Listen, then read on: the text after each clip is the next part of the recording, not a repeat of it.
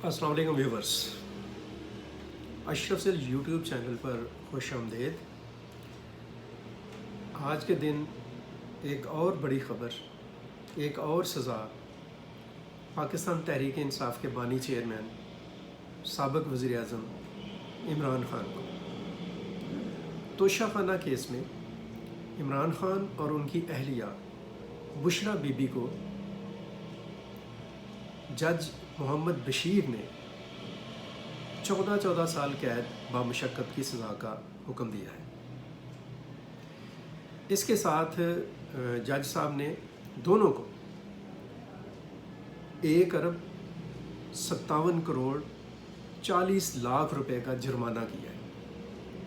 ये 1 अरब 57 करोड़ 40 लाख रुपए दरअसल वो मालियत है जो साबिक़ वज़ीर आज़म ने अपने दौर में तोशाखाना से जो ज्वेलरी थी उसको 90 लाख रुपए में ख़रीदा और ख़रीद कर फिर मार्केट में फ़रोख्त किया।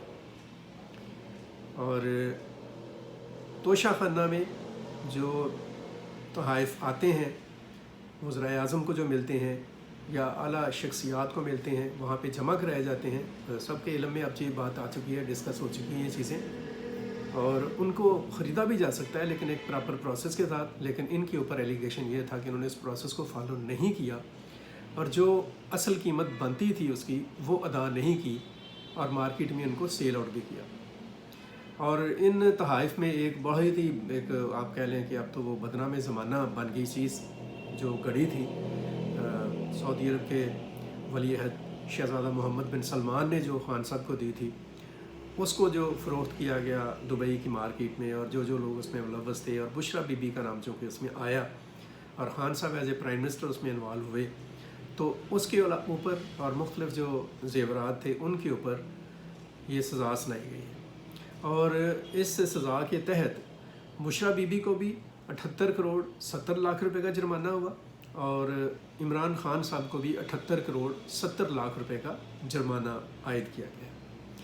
ये जो फ़ैसला हुआ और जो सज़ा का हुक्म दिया आज जज साहब ने, उसकी जो रूदाद है मुख्तसर सी वो ये है कि खान साहब को बुलाया गया अदालत में, उनसे बयान का पूछा गया और उनके बयान मैंने लिख कर रखा हुआ है। 342 के तहत मेरे वकील आते हैं तो मैं उनको दिखा कर तो मशवरा के बाद अदालत में जमा करूँगा। लेकिन अदालत ने कहा कि नहीं, वो आप बयान लेकर आएँ। और जब खान साहब ने सारी सूरत हाल देखी तो वो वापस चले गए। उन्होंने कहा कि मेरे साथ धोखा हो रहा है, और वो बैरक में चले गए। उन्होंने कहा कि आज आपने मुझे समाअत के लिए बुलाया था लेकिन सज़ा और फ़ैसले का ऐलान जो था मेरे इल्म में नहीं था।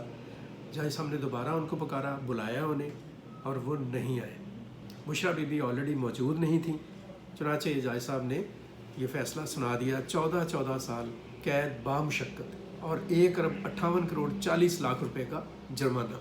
ये एक बड़ा फ़ैसला है और गैर मामूली फ़ैसला है। और ये दूसरा फ़ैसला एक तरतीब के साथ कल ही बानी पाकिस्तान तहरीक इंसाफ इमरान ख़ान और उनके साथ साबिक़ वज़ीर ख़ारजा शाह महमूद कुरैशी को 10 साल कैद बामुशक्क़त की सज़ा हुई है।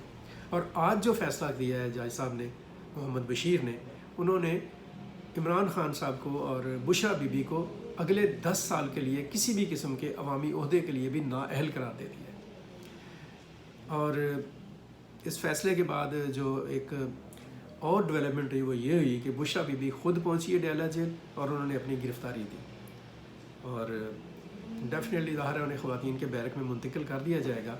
और ये जो फ़ैसले आ रहे हैं और ये जो सारी सूरत हाल है, मैं ये समझता हूँ कि हमने कल भी ये बात की थी, इन फ़ैसलों के ऊपर और इन नताइज के ऊपर किसी को भी खामखा जिसे कह लें कि खुशियाँ मनाने का कोई जवाज़ नहीं बनता, और किसी भी तरीके से किसी भी तरफ से किसी को लानत नामद करने का भी कोई मेरा नहीं ख्याल है कि उसको ऐसा करना चाहिए।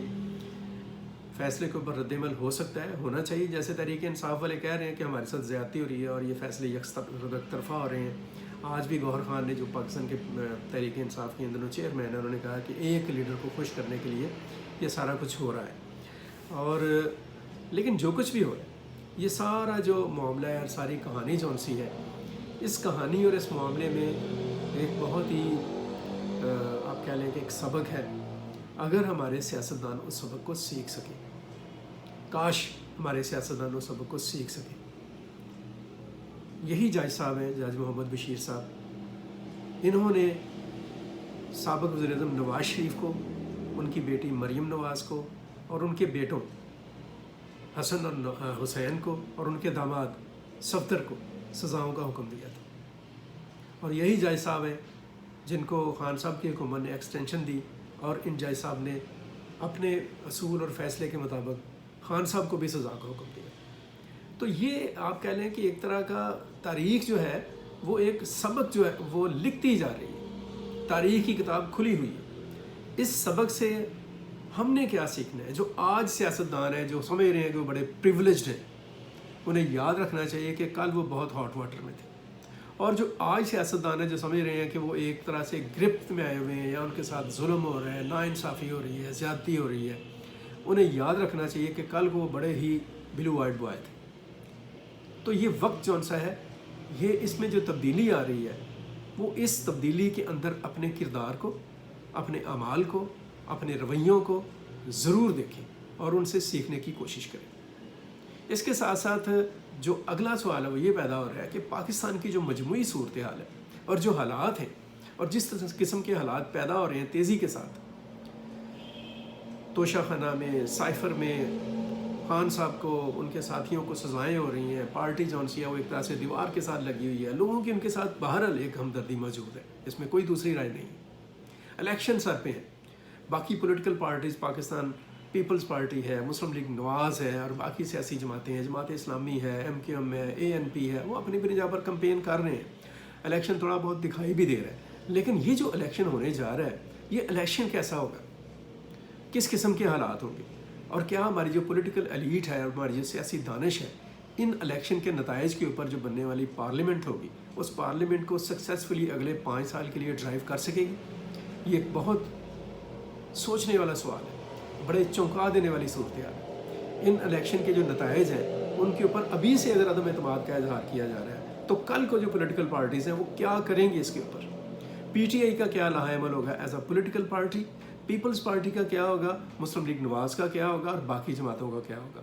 اور پارلیمنٹ کی شکل میں جو کھچڑی پکنے جا رہی ہے، اس کھچڑی کو کیا ہم اگلے 5 سال تک کھا سکیں گے، اس کے ساتھ چل سکیں گے، یا پھر سے ایک نئی کمپین شروع ہو جائے گی، یا پھر سے ایک نیا جسے کہہ لیں کہ ایک محاذرہ شروع ہو جائے گی اور ایک جلسے جلوس و احتجاج کی سیاست کا ایک نیا رنگ دیکھنے میں آئے گا؟ اور اگر وہ رنگ دیکھنے میں آئے گا تو اس کے نتائج ہماری جو اسٹیٹ کے جو انٹرسٹس ہیں ان پر کیا ہوں گے، ہماری نیشنل سیکیورٹی پر کیا ہوں گے، ہماری اکانومی پر کیا ہوں گے، ہماری سوسائٹی پر کیا ہوں گے، اور ہمارے عام آدمی پر کیا ہوں گے؟